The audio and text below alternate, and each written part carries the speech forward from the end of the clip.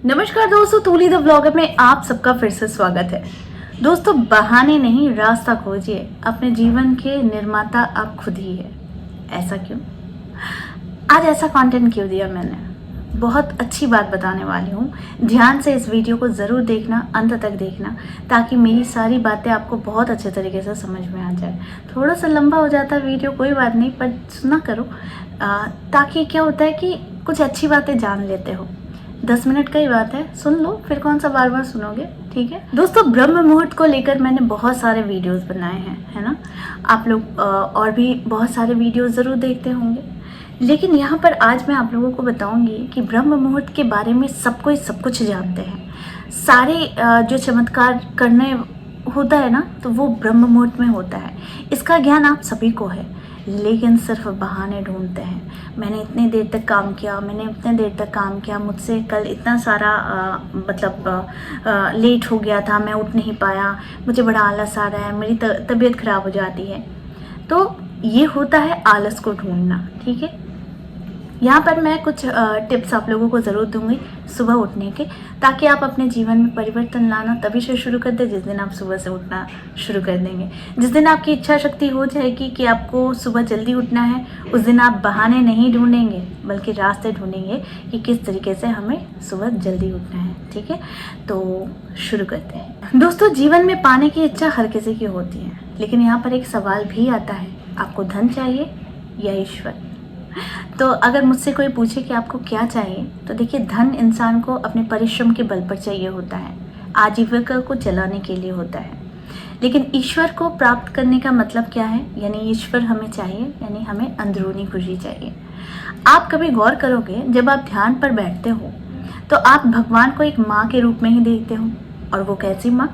जिसकी गोद में सिर रखकर आप सोना पसंद करते हो, जिसकी स्पर्श से आप खुद को बहुत ज़्यादा सुकून से भरा हुआ महसूस करते हो। महसूस होता है ना आप लोगों को? मुझे तो होता है। लेकिन यहाँ पर बड़ी बात आती है कि हम अक्सर बड़ी चीज़ों पर फोकस नहीं करते हैं, छोटी छोटी चीज़ों पर फोकस करने लग जाते हैं। यानी हम परेशानियों पर ज़्यादा फोकस करते हैं। ठीक उसी तरीके से ब्रह्म मुहूर्त में ना उठना, ये भी कहीं ना कहीं बहाने को न्योता देना है, ठीक है। इनवाइट करना है बहाने को कि भाई आओ मेरे लाइफ में, ताकि मैं जो सुबह नहीं उठ पा रहा हूँ इसका रीज़न मैं किसी को बता सकूँ, और वो भी बड़ा वैलिड रीज़न हो। यही तो सोचते हैं ना, लेकिन आज के बाद शायद नहीं सोचेंगे। दोस्तों, जीवन में परिवर्तन हर कोई चाहता है। हर कोई चाहता है कि हमारे जीवन में परिवर्तन हो, लेकिन कोशिश बड़े कम ही लोग करते हैं।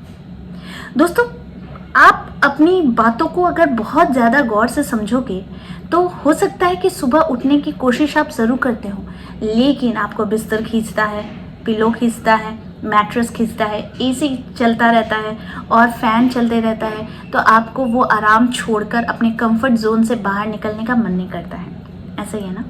लेकिन जिस दिन आप दृढ़ संकल्प बना लोगे कि नहीं, मैं अपने जीवन का निर्माता खुद हूँ, क्रिएटर खुद हूँ, मैं अपने जीवन को एक नई दिशा दूंगा, मैं अपने जीवन को एक सही दिशा दूंगा, उस दिन आपको ये सारी बातें, बहानेबाजियाँ बहुत ही तुच्छ लगेंगी।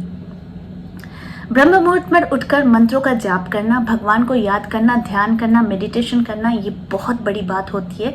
ये उस दिन से आप समझ जाएंगे जिस दिन से आप ये प्रैक्टिस करना शुरू कर देंगे। जीवन में अगर बहुत सारी परेशानियां आपको दिख रही है, जीवन में हमेशा आपको लगता है कि बस परेशानी ही परेशानी है, तो बस उठकर देखिए ब्रह्म मुहूर्त में, और उठकर सिर्फ भगवान का नाम लिया कीजिए। वो कोई भी नाम हो जिस पर आपको लगे कि नहीं, मुझे कनेक्शन फील होता है, बस उसी भगवान का नाम ले लीजिए और लेकर आप वो कनेक्शन को फील कीजिए। उस समय में देखिएगा कितना डिवाइन टाइम होता है वो।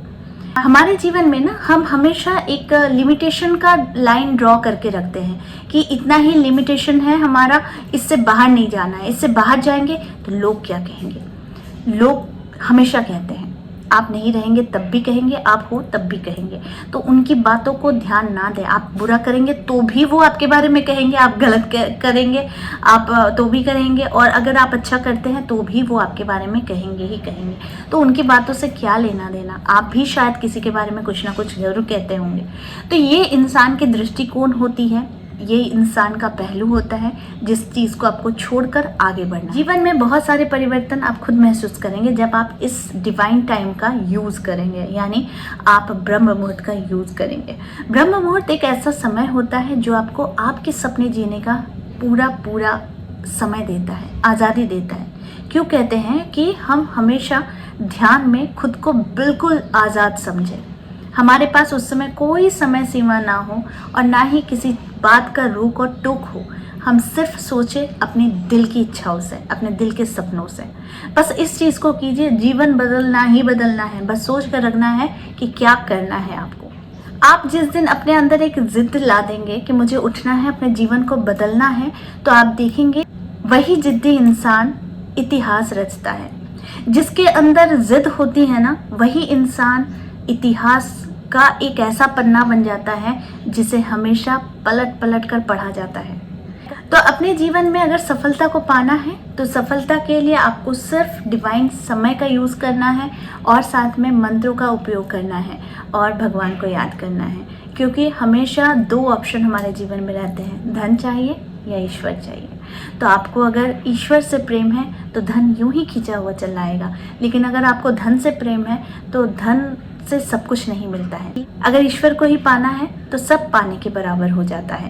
इस समय का उपयोग कीजिए जिस समय भगवान खुद पधारते हैं पृथ्वी पर, यानी कि उनका स्वागत करने के लिए उठ जाइए कि जो भगवान ने हमें इतना खूबसूरत जीवन दिया है, इतनी सुंदर आज़ादी दी है कि आप कुछ सोच सको, आप कुछ कर सको, लेकिन आप करते ही नहीं हो।